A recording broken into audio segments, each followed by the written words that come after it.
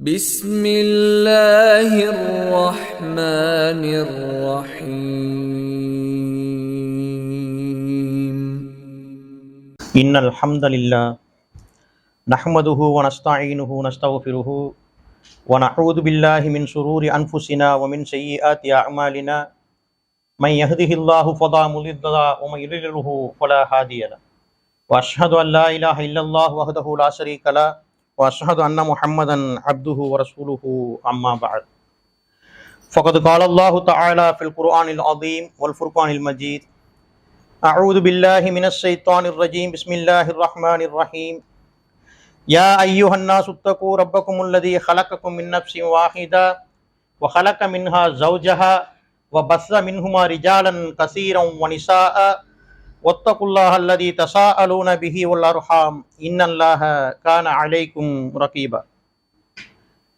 கண்ணியமிக்க எல்லாம் உள்ள அல்லாஹ்வின் அடியார்களே, அல்லாஹுடைய மாபெரும் அருளால் அவன் நம் மீது கடமையாக்கி விதித்திருக்கின்ற வாரத்தினுடைய அந்த ஜும்ஆ தொழுகையை தொழுவதற்காக நாம் அனைவரும் இங்கே ஒன்றாக குழுமி இருக்கின்றோம். அப்படி குழுமி இருக்கக்கூடிய இந்த தருணத்தில் இன்றைய ஜும்ஆவுடைய உரையாக அல்லாஹ் நேசிக்கும் மனிதர்கள் என்ற ஒரு தலைப்பின் கீழ் ஒரு சில செய்திகளை நம்ம சிந்தனைக்கு பார்க்க இருக்கின்றோம். கண்ணியமிக்க எல்லாம் அல்ல அல்லாஹ்வின் அடியார்களே, அல்லாஹ் ரப்புல் ஆலமீன் இந்த உலகத்தில் மனிதர்களை படைத்து அந்த மனிதர்களில் ஒரு சாராரை அல்லாஹ் நேசிக்கின்றான், மற்றும் ஒரு சாராரை அல்லாஹ் வெறுக்கின்றான். அதாவது அல்லாஹ் ரப்புல் ஆலமீன் இந்த உலகத்தை படைத்து அதில் மனிதர்களையும் படைத்துவிட்டு ஒரு சில கூட்டத்தார்களை நேசிக்கவும் செய்கின்றான், இன்னும் ஒரு சில கூட்டத்தை வெறுக்கவும் செய்கின்றான். அப்படி அல்லாஹுவால் நேசிக்கப்படக்கூடிய அந்த கூட்டம், அந்த மனிதர்கள் யார் என்று சொன்னால், அதை அல்லாஹ் ரப்புல் ஆலமீன் திருமறை குர்ஆனுடைய வசனங்களில் ஏராளமான இடங்களிலே சிலாகித்து சொல்வதையும் பார்க்க முடியும். அல்லாஹுடைய தூதர் நபிகள் நாயகம் ஸல்லல்லாஹு அலைஹி வஸல்லம் அவர்களுடைய வாழ்க்கையிலேயும் அந்த பொன்மொழிகளிலேயும் நாம் பார்க்க முடியும். அல்லாஹ் ரப்புல் ஆலமீன் சொல்லுகின்றான், தன்னால் நேசிக்கப்படக்கூடிய அந்த கூட்டம் யார் என்று சொன்னால் அஸ்ஸாலிஹீன், அவர்கள்தான் நல்லவர்கள் என்று அல்லாஹ் சிலாகித்து திருமறை குர்ஆனில் ஏராளமான இடங்களிலே சொல்வதை நாம் பார்க்க முடியும். இந்த உலக வாழ்க்கையில நாம் பார்த்தோம் என்று சொன்னால், பொதுவாக ஒரு பழமொழி சொல்லாடல் வழக்கத்தில் இருக்கும், பூவோடு சேர்ந்தால் நாரும் மணக்கும் என்று சொல்றதை நம்ம பார்ப்போம். அப்ப அது தகுந்தாற் போல அல்லாஹ் ரப்புல் ஆலமீன் நல்லவர்களை நேசிக்கிறான் என்று சொன்னால், முதலில் ஒரு முஸ்லிமாக இருக்கக்கூடிய ஒரு மனிதன் என்ன செய்யணும்? இந்த உலகத்தில் பல்வேறு விதமான விஷயங்களுக்கு முயற்சி செய்கிறத பார்க்கிறோமா இல்லையா? இப்ப நம்மளுடைய நண்பர் ஒருவர் மருத்துவரா இருக்கிறார்னு சொன்னா அவர் கூட பழகிறதுக்கு ஆசைப்படுவோம். சரி, இவர் கூட நம்ம பழக்கம் வச்சுக்கிட்டோம்னு சொன்னா இந்த மருத்துவ ரீதியா ஒரு சில செய்திகளை நாம் தெரிந்து கொள்ள முடியும். இன்னும் ஏதாவது வியாபாரத்துல நல்ல திறனுடையவராக இருந்தார் என்று சொன்னால் அவர்கிட்ட பழக்கம் வச்சுக்க பார்ப்பாங்க. என்ன காரணம்? வியாபாரத்தை நாம கத்துக்கிட்டு நாமளும் தொழில்துறையில முன்னேற முடியும். இப்படி உலகத்தில் மனிதன் வாழ்வதற்கு, தன்னுடைய வாழ்நாளிலே பொருளாதாரத்தை திரட்டுவதற்கெல்லாம் எதுவெல்லாம் அவசியமான செயல்பாடுகளாக இருக்கிறதோ அத்துணை செயல்பாடுகளையுமே அவன் அறிந்து கொள்ள வேண்டும் என்று சொன்னால் என்ன செய்வான்? அந்தந்த துறைகள்ல யார் சிறந்து விளங்குகிறார்களோ அவரிடத்தில் போய் சேர்ந்து நாமும் அப்படிப்பட்ட அந்த துறைகள்ல சிறந்து விளங்க வேண்டும் என்ற ஆசையில சேர்றதை பார்ப்போம். அப்ப அல்லாஹ் ரப்புல் ஆலமீன் ஒரு கூட்டத்தை நேசிக்கின்றான், அந்த கூட்டம் நல்லவர்கள் என்றும் திருமறை குர்ஆனிலே அல்லாஹ் ஸ்லாகித்து சொல்கிறார் என்று சொன்னால், ஒரு முஃமின் இந்த உலகத்திலே வாழ்வதற்கு, பொருளாதாரத்தை தேடுவதற்கு எப்படியெல்லாம் முயற்சி செய்கின்றானோ அதைவிட முக்கியமாக அந்த மனிதன், ஒரு முஸ்லிமாக இருக்கக்கூடிய அந்த மனிதன் தான் நல்லவனாக வாழ்வதற்கு முயற்சி செய்ய வேண்டும். அப்படி நல்லவனாக வாழ்வதற்கு முயற்சி செஞ்சான்னு சொன்னா அல்லாஹ் நேசிக்கக்கூடிய மனிதனாக மாறிவிடுவான். அப்ப நல்லவனாக வாழ வேண்டும் என்று சொன்னால் அதற்கு என்ன செய்யணும்? நல்ல பண்புகள் கொண்டவர்களாக இருக்க வேண்டும். அந்த நல்ல பண்புகள் நம்மிடத்தில் நிலைத்திருக்க வேண்டும் என்று சொன்னால் முதலாவதாக அல்லாஹ்விடத்திலே கையேந்தி நல்லவனாக வாழ வேண்டும் என்பதற்காக பிரார்த்தனை செய்யக்கூடிய மனிதனாக அவன் இருக்க வேண்டும். நல்லவனாக வாழ்வதற்கு முயற்சி எடுக்கணும். அந்த முயற்சி கைகூடி வரணும்னு சொன்னா நம்ம சொல்லுவோம், உலக வாழ்க்கையில எதையாவது சிறந்து விளங்கணும்னு சொன்னா அதற்கான ட்ரைனிங் கோர்ஸ் நம்ம போகணும்னு சொல்றோமா இல்லையா? அந்த மாதிரி நல்லவனாக, அல்லாஹ் நேசிக்கக்கூடிய கூட்டத்தில் உள்ளவனாக இருக்க வேண்டும் என்று சொன்னால் அந்த நல்லவனாக நல்ல பண்புகள் கொண்டு வாழ்வதற்கு இருகரம் ஏந்தி அல்லாஹ்விடத்திலே பிரார்த்தனை செய்யக்கூடியவர்களாக இருக்க வேண்டும் என்பதை விலகிக் கொள்ள வேண்டும். பொதுவா பிரார்த்தனையை பற்றி இஸ்லாமிய மார்க்கத்தில் மிக முக்கியமான ஒரு அம்சமாக ஏராளமாக சொல்லப்பட்டிருக்கிறதை நாம் பார்க்க முடியும். அல்லாஹ்வுடைய தூதர் ஸல்லல்லாஹு அலைஹி வஸல்லம் அவர்கள் கூட சொல்லக்கூடிய நேரத்திலே அத்துஆஉ ஹுவல் இபாதா, அல்லாஹ் என்ன சொல்றாங்க, இந்த பிரார்த்தனை என்பது ஒரு வணக்கமாகும். தலையாய வணக்கமே அதுதான். ஒரு மனிதர் தன்னுடைய வணக்க வழிபாடுகளை நிறைவேற்றுகிறார் என்று சொன்னால், தொழுகிறாரு, ஜக்காத் கொடுக்கிறாரு, ஹஜ்ஜி செய்யறாரு, இன்னும் பல்வேறு நல்ல விஷயங்களை செய்தாலும் அவர் என்ன செய்வார்? இறுதியாக, யா அல்லாஹ் நான் தொழுகை, இந்த தொழுகையை நீ ஏற்றுக்கொள்வாயாக, கபூல் செய்து கொள்வாயாக, யா அல்லாஹ் நான் செய்த இந்த நல்ல காரியங்களை கபூல் செய்து கொள்வாயாக என்ற அடிப்படையில எங்க வந்து முடிப்பாரு? கடைசியில் பிரார்த்தனையில் தான் முடிப்பார். அப்ப எல்லா விதமான அமல்களுக்குமே ஒரு தலையாயமான வணக்கமாக இருக்கக்கூடியது இந்த பிரார்த்தனை தான். அதனால்தான் அல்லாஹ் ரசூலுல்லாஹி சொன்னாங்க, இந்த பிரார்த்தனை என்பது ஒரு வணக்கமாகும் என்று சொல்லக்கூடிய செய்தியை நம்ம பார்க்கிறோம். அப்ப இந்த பிரார்த்தனையை எப்படி அமைத்துக் கொள்ள வேண்டும், நம்பிக்கை கொண்ட ஈமான் கொண்ட மூமின்கள் என்பதை அல்லாஹ் திருமறை குர்ஆனிலே சொல்லி தருகின்றான். இந்த பிரார்த்தனை நீங்க எப்படி செய்யணும்னு சொன்னா அதை நான் கத்து தருகிறேன் என்கிற அடிப்படையில திருமறை குர்ஆன்ல அல்லாஹ் ரப்பல் ஆலமீன் சொல்லக்கூடிய நேரத்துல, ரப்பனா இன்னனா சமிஅனா முனாதியன் யுனாதி லில் ஈமானி அன் ஆமினு, அல்லாஹ் சொல்லி காமிக்கின்றான், உங்கள் இறைவனை நம்புங்கள் என்ற நம்பிக்கையை நோக்கி அழைத்தாரே, அவருடைய அந்த அழைப்பை எங்கள் இறைவா நாங்கள் செவியுற்றோம். மூமின்கள் சொல்லுவாங்களாம். மூமின்களுடைய பண்பு எப்படி இருக்கும், மூமின்கள் செய்யக்கூடிய பிரார்த்தனை எப்படி இருக்கும் என்பதை அல்லாஹ் சொல்லும் பொழுது, அவர்கள் உங்கள் இறைவனை நீங்கள் நம்புங்கள் என்று நம்பிக்கையை நோக்கி ஒருவர் அழைத்தாரே, அவருடைய அந்த நம்பிக்கையை எங்கள் இறைவா நாங்கள் செவியுற்றோம். பிரப்பிக்கும் ஃபாமன்னா, செவியுற்றது மட்டுமல்ல எங்களுடைய இறைவா, உடனே நாங்கள் நம்பிக்கையும் கொண்டோம். ரப்பனா ஃபக்ஃபிர் லனா துனூபனா, எங்கள் இறைவா எங்கள் பாவங்களை நீ மன்னிப்பாயாக, வ கஃபிர் அன்னா ஸய்யிஆத்தினா, எங்களுடைய தீமைகளை எங்களை விட்டு நீ அழிப்பாயாக, வ தவஃபனா மஅல் அப்ரார், நல்லோருடன் எங்களை நீ சேர்த்து கைப்பற்றுவாயாக என்று முஃமின்கள் பிரார்த்தனை செய்வார்கள் என்பதாக அல்லாஹ் ரப்பல் ஆலமீன் 3வது அத்தியாயத்திலே 193வது வசனத்திலே சொல்லி காமிக்கிறது நாம் பார்க்கிறோம். அப்போ நல்லவனாக அல்லாஹ் நேசிக்கக்கூடிய மனிதர்களாக இருக்க வேண்டும் என்றால் நல்லவர்களாக வாழ வேண்டும். அந்த நல்லவர்களாக நல்ல பண்புடையவர்களாக வாழ வேண்டும் என்று சொன்னால் அல்லாஹ் ரப்பல் ஆலமீன் இப்போ கற்றுத்தந்தது போல நாம் நல்லோர்களுடன் எங்களை சேர்ப்பாயாக என்று பிரார்த்தனை செய்ய வேண்டும். அவன் முதல்ல சொன்னமா இல்லையா, இந்த உலக வாழ்க்கையில ஒரு துறையில வெற்றி பெற்று விளங்குகின்ற மனிதர்களோடு சேர்ந்தால் எப்படி அவருடைய பழக்க வழக்கங்கள் நமக்கு வருகின்றதோ, அதே போல் நல்லோர்களோடு சேர்ந்து வாழ்ந்தோம் என்று சொன்னால் நமக்கும் அந்த நல்ல பழக்க வழக்கங்கள், அந்த நல்லவரிடத்துல என்னவெல்லாம் நல்ல செயல்பாடுகள் இருக்கிறதோ, என்னவெல்லாம் நல்ல பண்புகள் இருக்கிறதோ, இவை அத்துணை செயல்பாடுகளும் அத்துணை பண்புகளும் நமக்கும் வரும். அதனால்தான் சொன்ன உலக சொல்லாரலை பூவோடு சேர்ந்தால் நாரும் மணக்கும் என்று. அப்ப நல்லவர்களோடு சேர்ந்து வாழக்கூடிய வாய்ப்பை குடியா அல்லாஹ் என்று பிரார்த்தனை செய்தோம் என்று சொன்னால் நாமும் நல்லவர்களாக வாழ்வதற்கு அது தோதான ஒரு விஷயமாக அமையும் என்பதை நாம் கவனத்தில் கொள்ள வேண்டும். அதே நேரத்தில் நல்லவர்கள் என்று சொன்னால் நாம் ஒரு வரையறை வைத்திருப்போமே இந்த உலக வாழ்க்கையில. இப்போ ஒரு மனிதரை பார்ப்போம், இப்ப என்னையே பாக்குறீங்கன்னு வச்சுக்கிடுங்களேன், இவர் நல்ல தொழக்கூடியவரா இருக்கிறாரு, பயான் எல்லாம் பேசுறாரு, இவர் நல்லவரா இருப்பாரு அப்படின்னு ஒரு கணக்கு போடுவோம். நாம அதே மாதிரி வெளியுலகத்தை நம்ம நண்பருப்பா சின்ன வயசுல இருந்து பாத்துக்கிட்டு இருக்கோம், என்னுடைய நண்பனா இருக்கிறான், இவன் நல்லவன் தான், எந்த ஒரு தவறு செஞ்சு நான் பார்க்கலையா, இப்படி நாம ஒரு அடிப்படையில நாம வச்சுப்போமா இல்லையா? இந்த அடிப்படையில நல்லவர்களை நீங்க முடிவு பண்ணக்கூடாது. நாம் சொல்லக்கூடிய அல்லாஹ் சொல்லக்கூடிய அல்லாஹ் நேசிக்கின்ற அந்த நல்லவர்கள் என்ற பட்டியலில் நீங்கள் வர வேண்டும் என்று சொன்னால் அல்லாஹ்விட்ட கட்டளைகளை அப்படியே அடிப்பிசகாமல் பின்பற்ற வேண்டும். அல்லாஹ்வுடைய தூதருடைய வழிமுறைகளை அப்படியே பின்பற்ற வேண்டும். அல்லாஹ் நமக்கு கைடாக வழிகாட்டியாக இயக்கிய அந்த திருமறை குர்ஆனை அப்படியே பின்பற்ற வேண்டும். இப்படிப்பட்ட அடிப்படையில் வாழ்கிறார்களே அல்லாஹ்வுடைய பார்வையில் நல்லவர்கள். அல்லாஹ்வுடைய பார்வையில இந்த உலகத்திலும் வெற்றி பெற்றவர்கள், இந்த உலகத்தில் வெற்றி பெற்றவர்கள் என்று வந்துவிட்டால் அல்லாஹ்வுடைய பார்வையிலே மறுமையிலும் அவர்கள் வெற்றி பெற்றவர்களாக ஆகிவிடுவார்களா இல்லையா? அப்படிப்பட்ட நல்லவர்களோடு எங்களை சேர்ப்பாயாக இறைவா என்று நாம் அந்த பிரார்த்தனையை செய்ய வேண்டும். அப்படி செஞ்சாதான் அந்த நல்லவங்க. நம்ம பார்வையில உலகத்தில் நம்ம ஒரு கணக்கு போடுறோமே, அந்த நல்லவர்கள் எடுத்துக்க முடியாது. தனிமையில அந்த மனிதன் நீங்க நல்லவன் நினைச்சிருப்பீங்க, தனிமையில என்ன தவறு செய்யறாங்க நமக்கு தெரியுமா? நம்மளால கண்டுபிடிக்க முடியாது. எந்த மனிதனுமே சுத்தம் சொல்ல முடியுமா? யாரும் தூய்மையாளர்னு சொல்ல முடியுமா? கடந்த வாரங்களில் பயன்ல கூட கேட்டோம், உங்களை நீங்களே தூய்மையாளர்களாக ஆக்கிக் கொள்ளாதீர்கள் கேட்டோமா இல்லையா? அப்போ நீங்க நினைக்கக்கூடிய நல்லவர் அல்ல, அல்லாஹ்வுடைய பார்வையிலே இரு உலகிலும் வெற்றி பெற்ற நல்லவர்களாக இருக்கிறார்களே, அப்படிப்பட்ட நல்லவர்களோடு எங்களை சேர்ப்பாயாக இறைவா என்று அந்த பிரார்த்தனை நாம் செய்து கொள்ள வேண்டும். வெறுமே இந்த பிரார்த்தனை செய்வதை அல்லாஹ் நமக்கு மட்டும்தான் கட்டளையிட்டு இருக்கின்றானா? திருமறை குர்ஆன்ல சொல்லி காமிக்கின்றான், அல்லாஹுவால் இந்த உலகத்திற்கு பல்வேறு காலகட்டங்களிலே பல சமுதாயத்துக்கு மத்தியிலே அனுப்பப்பட்ட நபிமார்கள், இறை தூதர்கள், அவர்கள் செய்த பிரார்த்தனைகளை சொல்லி இதிலிருந்து நீ படிப்பினை பெற்றிருக்கப்பா, மூமின்களா இருக்கக்கூடிய நீ உனக்கு இந்த பண்பு நல்லவரோடு சேர்த்து வைப்பாய் என்று பிரார்த்தனை செய்வார்கள் மூமின்கள் என்று சொல்றேனே, அது உங்களுக்கு மட்டும் சொல்லல, முந்தி வாழ்ந்த சமுதாயத்துக்கெல்லாம் அனுப்பப்பட்ட தூதர்கள் நபிமார்கள் இருக்கிறார்களே, அவர்களும் அப்படித்தான் பிரார்த்தனை செய்தார்கள் என்பதாக அல்லாஹ் ரப்பல் ஆலமீன் சொல்லி காமிக்க திருமறை குர்ஆன்ல பார்க்க முடியும். நாம் எல்லாம் பார்த்தோம், துல்ஹஜ்ஜுடைய மாசத்துல அதிகமாக நினைவு கூர்ந்தோமா இல்லையா? நபி இப்ராஹிம் அலைஹிஸ்ஸலாத்து வஸ்ஸலாம் அவர்கள் ஒரு தனி மனிதராக இருந்தார்கள். தனி மனிதராக இருந்த ஏகத்துவ சிந்தனை சத்தியத்தை எடுத்து மக்களுக்கு மத்தியிலே சொல்லும் பொழுது ஒட்டுமொத்த சமுதாய மக்களும் எதிர்த்தார்கள், தன்னுடைய குடும்பத்தார்கள் எதிர்த்தார்கள், தான் வாழக்கூடிய சமுதாயத்தில் அந்த பகுதியில் இருக்கக்கூடிய மன்னனும் எதிர்த்தான். இப்படிப்பட்டு சேர்ந்து விளங்கிய ஏகத்துவ தந்தையான நபி இப்ராஹிம் அலைஹிஸ்ஸலாத்து வஸ்ஸலாம் அவர்கள் செய்த துவாவை நமக்கு படிப்பினைக்காக அல்லாஹ் சொல்லி காமிக்கின்றான். அவங்க எப்படி துவா செய்றாங்க? ரப்பி ஹப்லி லி ஹுக்மன், என் இறைவா எனக்கு நீ ஞானத்தை அளிப்பாயாக. முதலாவதாக பிரார்த்தனை செய்றாங்க, என்னுடைய இறைவா எனக்கு நீ அறிவை தருவாயாக, ஞானத்தை அளிப்பாயாக.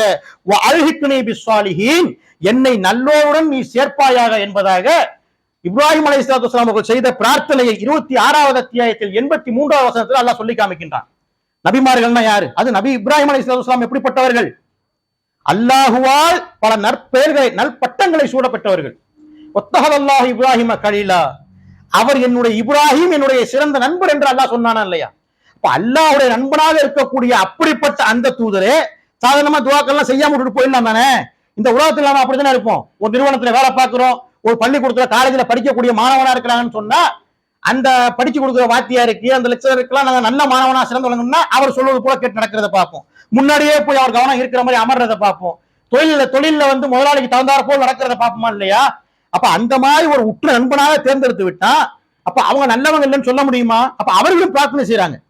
ரசூல் ஸல்லல்லாஹு அலைஹி வஸல்லம் கூட சொன்னாங்களா இல்லையா? சொர்க்கத்திற்கு போவதற்கு அமல்கள் மட்டும் போதாது, அல்லாஹ்வுடைய கருணை வேண்டும் என்று சொன்னாங்களா இல்லையா?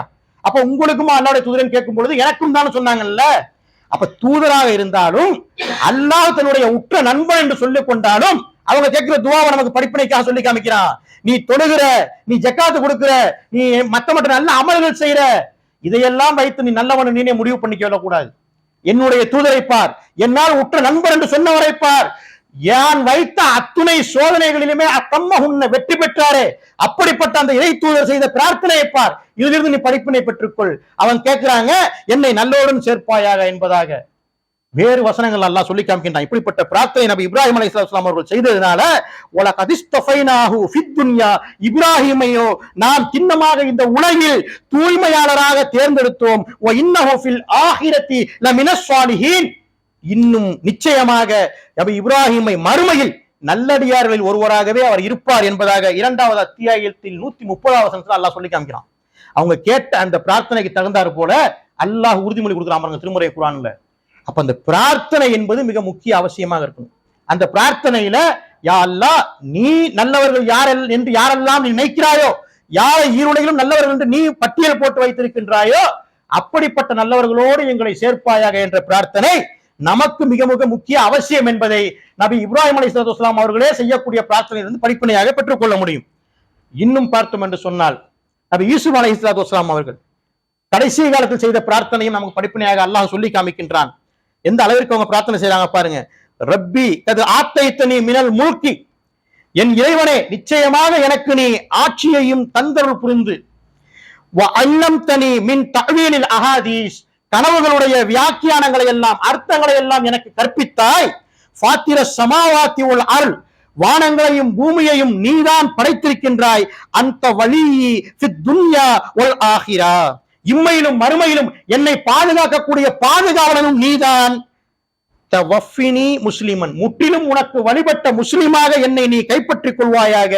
வ அல்ஹிக்னி பிஸ்ஸாலிஹீன், நல்லடியார்களுடைய கூட்டத்திலும் என்னை நீ சேர்த்து விடுவாயாக என்று நபி யூசுப் அலைஹிஸ்ஸலாம் அவர்கள் பிரார்த்தித்தார் என்பதை 12வது அத்தியாயத்தில் 101வது வசனத்திலே அல்லாஹ் சொல்லி காமிக்கின்றான். யூசுப் அலைஹிஸ்ஸலாம் அவர்கள் நம்மளை போன்ற அவர்களும் சாதாரண மனிதர்களா?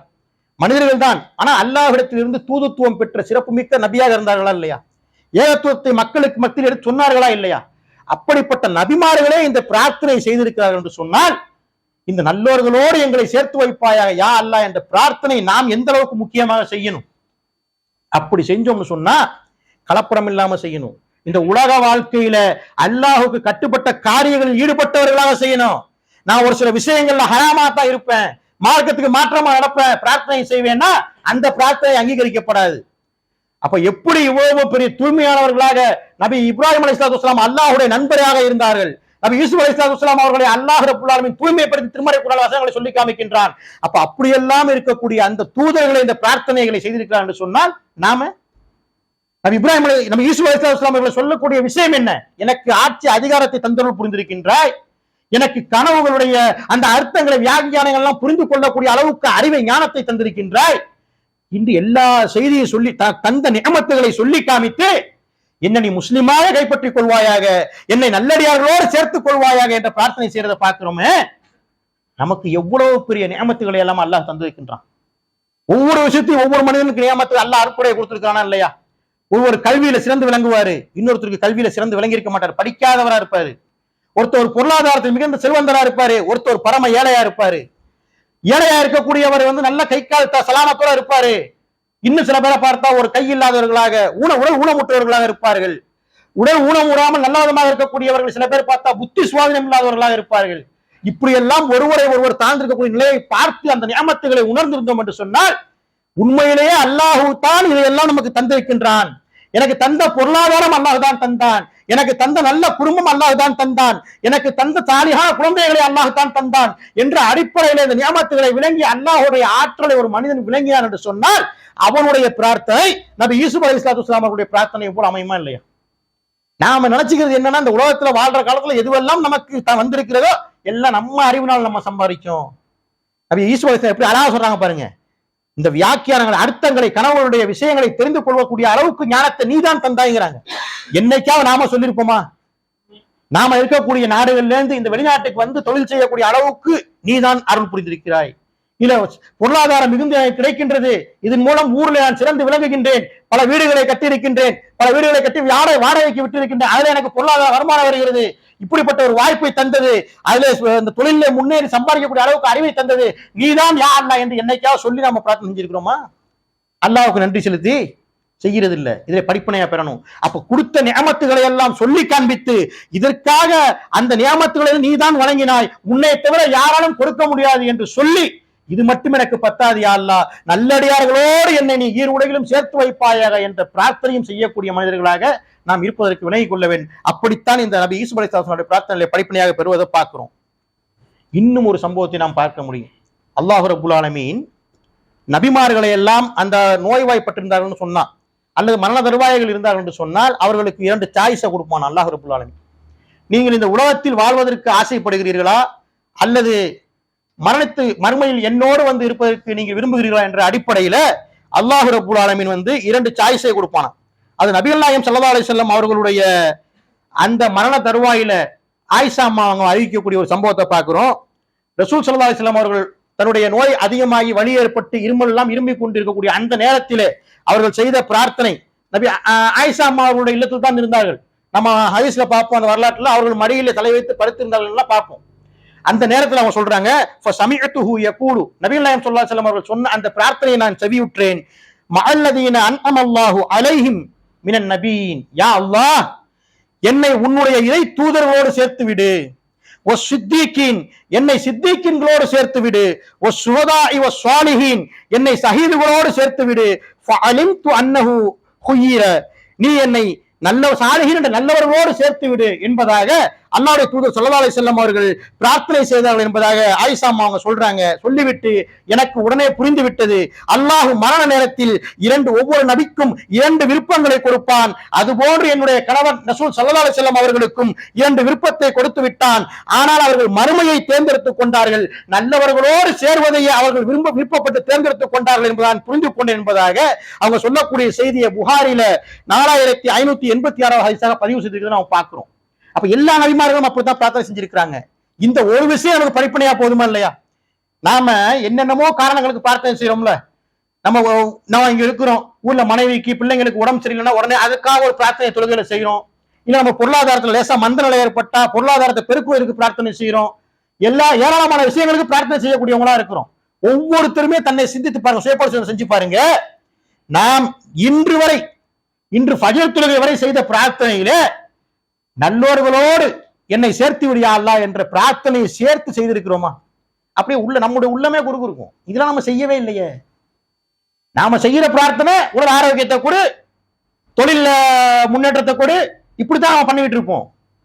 அப்ப இந்த நபிமார்களுடைய வாழ்க்கையில பெறக்கூடிய இந்த படிப்பினை இருக்குது. நபிமார்களே எங்களை நல்லோர்களோடு சாலிஹீன்களோடு சேர்த்து வையா அல்லாஹ் என்ற அந்த பிரார்த்தனை செய்கிறார் என்று சொன்னால் நாமும் செய்யணும். அப்படி செய்தோம் என்று சொன்னால் பிரார்த்தனை அங்கீகரிக்கப்பட வேண்டும் என்று சொன்னால் அந்த பிரார்த்தனை இந்த உலகத்தில் அல்லாஹுடைய கட்டளைக்கும் அல்லாஹுடைய தூதரையுடைய வழிமுறைக்கும் நாம் கட்டுப்பட்டவர்களாக அல்லாஹுடைய பார்வையில இந்த உலகத்தில் நல்லவர்களாக வாழ்ந்து உலகத்தில் அல்லாஹுடைய பார்வையில யாரெல்லாம் நல்லவர்களாக இருக்கிறார்களோ அப்படிப்பட்டவர்களோடு சேர்த்து வை என்ற பிரார்த்தனையும் செய்து நாம் வாழ்ந்தோம் என்று சொன்னால் இந்த உலகையும் வெற்றி பெற்ற நல்லவர்களாக அல்லாஹ் நேசிக்கும் மனிதர்களாக அந்த கூட்டத்திற்கு சொந்தக்காரர்களாக நாளை மறுமையிலும் அல்லாஹ் நேசித்த அந்த மனிதர்களாக வெற்றி பெறக்கூடிய மறுமையில் வெற்றி பெறக்கூடிய மனிதர்களாக நாம் மாற முடியும் என்ற அடிப்படையிலே அல்லாஹ் நேசிக்கின்ற கூட்டத்தின் அந்த மனிதர்கள் நல்லவர்கள் அல்லாஹ்வுடைய பார்வையில் வெற்றி பெற்றவர்கள் என்ற அடிப்படையை விளங்கி அதற்கான பிரார்த்தனை நபிமார்கள் எப்படி செய்தார்கள் என்பதையும் விளங்கி அப்படிப்பட்ட ஒரு பிரார்த்தனை செய்யக்கூடியவர்களாகவும் அப்படிப்பட்ட ஒரு வாழ்க்கையை அமைத்துக் கொள்ளக்கூடியவர்களாகவும் நம்முடைய வாழ்க்கையில் இந்த உலகத்தில் வாழ்வோம். அதற்கு எல்லாம் அல்லாஹ் அருள் புரிவானாக என்று கூறி முதல் உரை நிறைவு செய்கின்றேன்.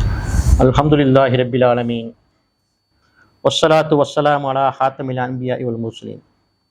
கண்ணியமிக்க எல்லாம் அல்லாஹ்வின் அடியார்களே, கடைசியாக நாம் பார்த்த அந்த சம்பவம் நபி ரசூல் ஸல்லல்லாஹு அலைஹி வஸல்லம் அவர்களுடைய மரண தருவாயிலே அவர்கள் எப்படி பிரார்த்தனை செய்தார்கள் என்ற அந்த பிரார்த்தனையை ஆயிஷா அம்மா அவர்கள் செவியுற்றதாக நமக்கு சொல்லி காண்பித்ததை பார்த்தோம்.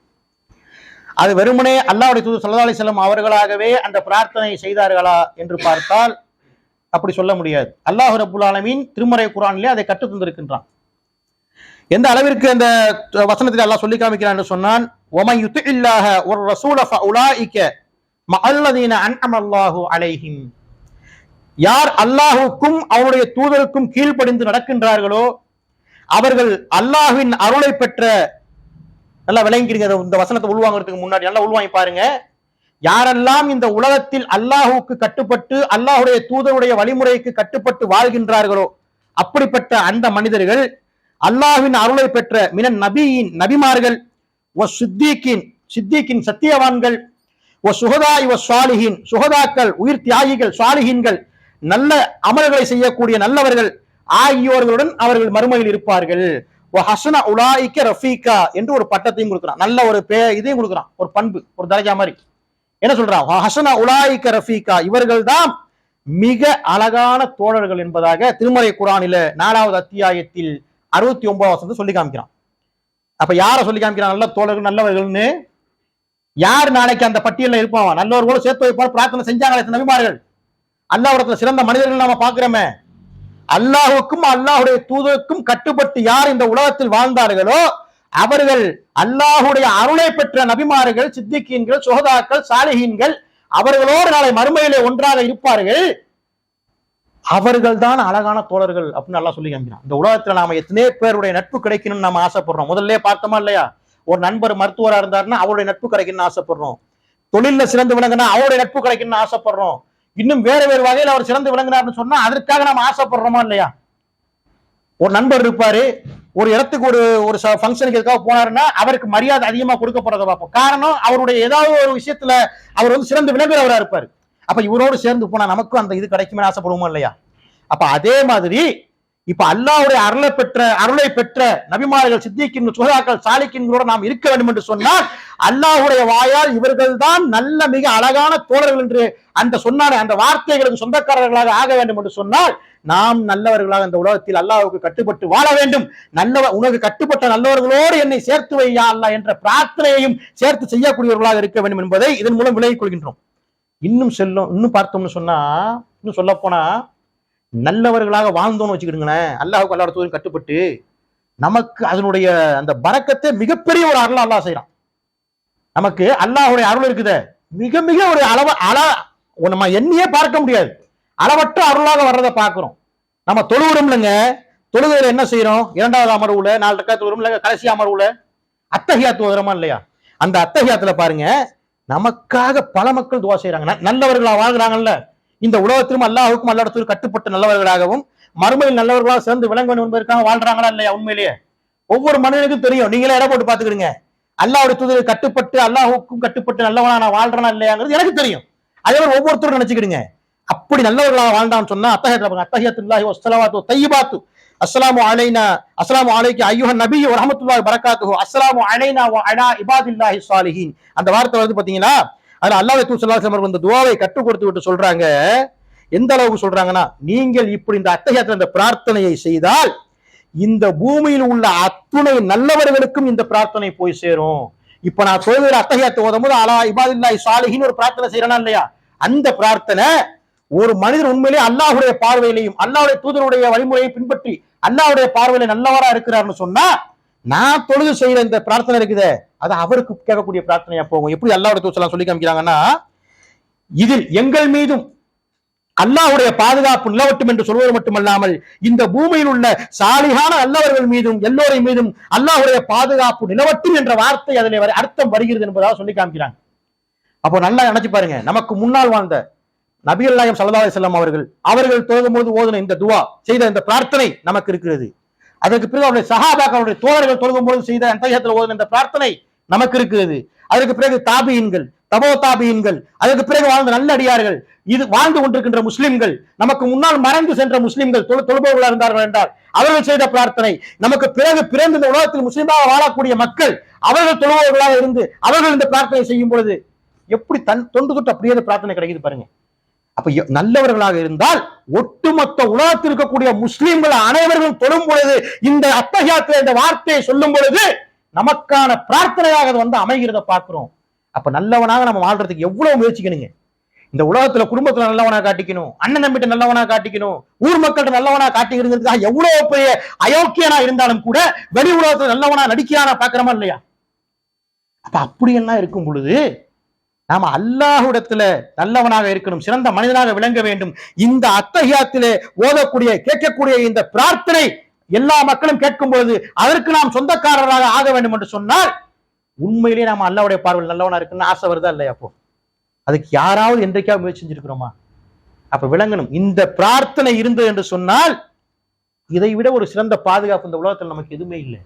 அல்லாஹ்வை உறுதியா நம்பி தொழக்கூடியவர்களாக இருக்கின்ற மனிதர்கள் செய்யக்கூடிய இந்த பிரார்த்தனையே நமக்கு மிக சிறந்த பாதுகாப்பு. அல்லாஹ் எப்படிப்பட்ட ஒரு ஏற்பாடு செஞ்சு வச்சுக்கிறான் பாருங்க. நீ தொழுவு, நீ நல்லவனா வாழ்ந்தீனா எல்லா மக்களும் உனக்காக நான் பிரார்த்தனை செய்ய சொல்றேன். நாம பல்வேறு சொற்பொழிவுகள்ல கேட்டிருப்போம். என்ன கேட்டிருப்போம்? நாம் நம் கண் முன்னே இல்லாத சகோதரர் ஒருவருக்காக பிரார்த்தனை செய்தால் அல்லாஹ் மலக்கை நமக்கு தலைமாட்டில் ஏற்படுத்தி இவருக்கும் அதே போல அருள் புரிவாயாக என்று பிரார்த்தனை செய்ய வைக்கிறாங்க, கேள்விப்பட்டிருக்கிறோம் இல்லையா?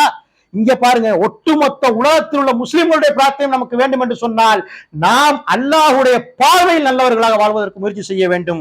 இன்னும் சொல்ல போனால் நமக்கு பாதுகாப்பு எப்படி இருக்கிறது என்பதை சொல்றோம் என்று சொன்னா அல்லாஹ் திருமுறை குர்ஆனிலே சொல்லி காமிக்கின்றான், இன்ன வலியல்லாஹுல்லதி நஸ்ஸலல் கிதாப், நிச்சயமாக என் பாதுகாவலன் அல்லாஹ்வே, அவனே இந்த வேதத்தை இறக்கி வைத்தான், வஹுவயத வல்லி ஸாலிஹீன், அவனே நல்லடியார்களை பாதுகாப்பவன் என்பதாக திருமுறை குர்ஆனிலே 7வது அத்தியாயத்தில் 196வது வசனத்தில் அல்லாஹ் சொல்லி காமிக்கின்றான் தன்னை பற்றி. நல்லடியார்களா நாம் வாழ்ந்தோம்னா இப்படிப்பட்ட பிரார்த்தனை உலகத்தில் உள்ள முஸ்லிம்கள் அனைவரும் தொழக்கூடிய செய்யும் பொழுது நமக்கு அது ஒரு வேளத்துல இல்லைங்க, 5 வேளை, 5 டைம் ஃபர்லான தொழுகையில அதே அந்த மனிதன் நல்லடியாரா இருந்து எல்லா விதமான நஃபிலான சுன்னத்தான அந்த வணக்க தொழுகைகள் எல்லாம் தொழக்கூடியவனா இருந்தான்னு சொன்னா அதுலயும் ஓதக்கூடிய அத்தஹியாத்துல இந்த வார்த்தை வருது. அப்ப எப்படிப்பட்ட மிகப்பெரிய அருளை அல்லாஹ் செஞ்சிருக்கின்றான். அல்லாஹ்வுடைய சாந்தி நம் மீது நிலவட்டும் என்று அந்த மக்கள் நமக்காக பிரார்த்தனை செய்தால் அல்லாஹ் சொன்ன இந்த 7வது சொல்லி காமிக்கிறானே, நல்லடியார்களுடைய பாதுகாவலன் அல்லாஹ் தான். அப்ப இதை விளங்கிய மக்களாக நாம் நல்லவர்களாக அல்லாஹுக்கும் அல்லாஹ்வுடைய கட்டுப்பட்டவர்களாக அல்லாஹ்வுடைய பார்வையில் யாரெல்லாம் நல்லவர்களாக இருக்கிறார்களோ அவர்களோடு சேர்ந்து வாழக்கூடிய வகையிலே, அவர்களோடு சேர்ந்து பயணிக்கக்கூடிய வகையிலே, ஈருலகிலும் வெற்றி பெற வேண்டும் என்ற வகையிலே அல்லாஹ்விடத்தில் நம்முடைய பிரார்த்தனையை அமைத்துக் கொள்ள வேண்டும். அப்படி அமைத்துக் கொண்டோம் என்று சொன்னால் நாம் அல்லாஹ்வுடைய பார்வையிலே சிறந்த கூட்டத்தார், சிறந்த மனிதர்களுடைய பட்டியலில் நாம் வந்து விடுவோம். அப்படி வாழக்கூடிய மக்களாக எல்லாம் அல்லாஹ் நாம் அனைவருக்கும் அருள் புரிவானாக என்று கூறி என் உரை நிறைவு செய்கின்றேன். வாஹிர் தஅவானா அல்ஹம்துலில்லாஹி ரப்பில் ஆலமீன். அஸ்ஸலாமு அலைக்கும் வரஹ்மத்துல்லாஹி வபரகாத்துஹு.